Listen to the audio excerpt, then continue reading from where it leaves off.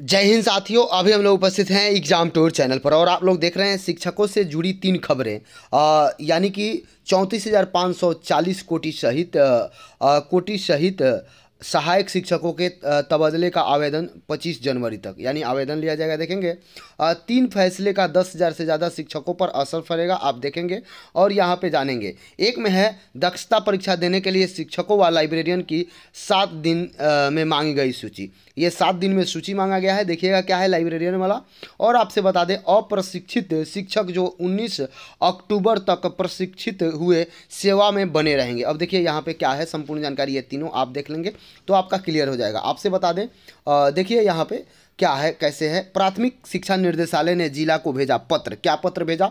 34,540 कोटि सहित जिला संवर्ग के सहायक शिक्षक दूसरे जिला में तबादला के लिए 25 जनवरी तक डीआईओ कार्यालय में आवेदन कर सकते हैं।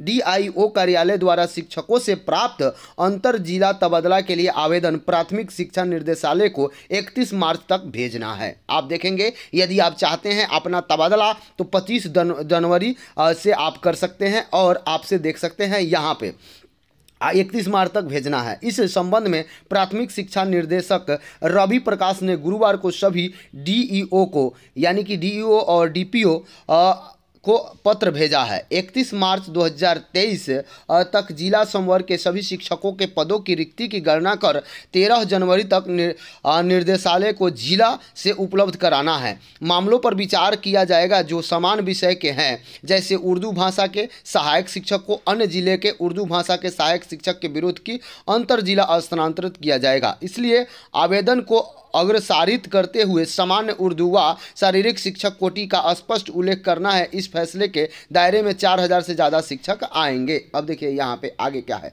यहाँ पे देखेंगे दक्षता परीक्षा देने के लिए शिक्षकों व लाइब्रेरियन की 7 दिनों में मांगी गई सूची। यहाँ पे देखिए शिक्षकों और लाइब्रेरियन की दक्षता परीक्षा होगी। क्या है जानेंगे, जानने का प्रयास करेंगे। जिला परिषद व नगर निकायों के तहत उच्च व उच्चतर माध्यमिक स्कूल में नियुक्त वैसे शिक्षकों और पुस्तकालय अध्यक्षों की सूची माध्यमिक शिक्षा निर्देशालय में 1 सप्ताह में मांगी गई है जो दक्षता परीक्षा में असफल हुए हैं। वैसे शिक्षक या वैसे आपके जो पुस्तकालय अध्यक्ष हैं, पुस्तकालय अध्यक्षों की सूची मांगी गई है जो कि असफल हैं, उनके लिए असफल हुए हैं या दक्षता परीक्षा में शामिल ही नहीं हुए हैं। वैसे अभ्यर्थी जो दक्षता परीक्षा में शामिल नहीं हुए हैं या वैसे पुस्तकालय के अध्यक्ष जो नहीं शामिल हुए हैं और या तो फेल हो गए हैं, उनकी सूची मांगी गई है।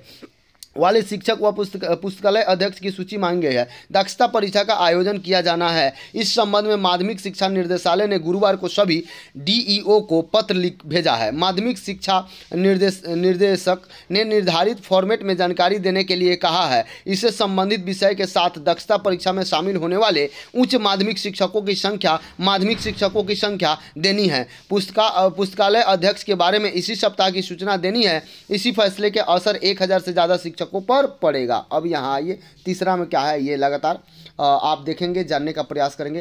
अप्रशिक्षित शिक्षक जो 19 अक्टूबर तक प्रशिक्षित हुए हैं सेवा में बने रहेंगे। यहाँ पे देखेंगे जो अनट्रेंड है उनकी सेवा नियोजन इकाई खत्म करेगी। अब यहाँ पे देखेंगे सरकारी स्कूल के वैसे शिक्षक जिनका अप्रशिक्षण के तौर पर नियोजन किया गया था और 31 मार्च 2019 तक प्रशिक्षित नहीं हो सके, लेकिन 19 अक्टूबर 2022 तक प्रशिक्षण प्राप्त कर लिए हैं, वे सेवा में बने रहेंगे। यदि आप 2019 में नहीं हुए फिर भी यदि आप 19 अक्टूबर 2022 तक यदि आप प्रशिक्षण प्राप्त कर लिया है तो आप सेवा में बने रहेंगे। लेकिन ऐसे शिक्षक जो उनकी प्रशिक्षण पूर्णता की तिथि से यानी जो निर्धारित तिथि है उससे नहीं हो पाया, नवनियुक्त माना जाएगा। वैसे शिक्षक जो 19 अक्टूबर तक प्रशिक्षित नहीं है उनकी सेवा समाप्त होगी। यदि आप 19 अक्टूबर 2022 तक प्रशिक्षित नहीं हैं तो आपकी सेवा समाप्त कर दी जाएगी।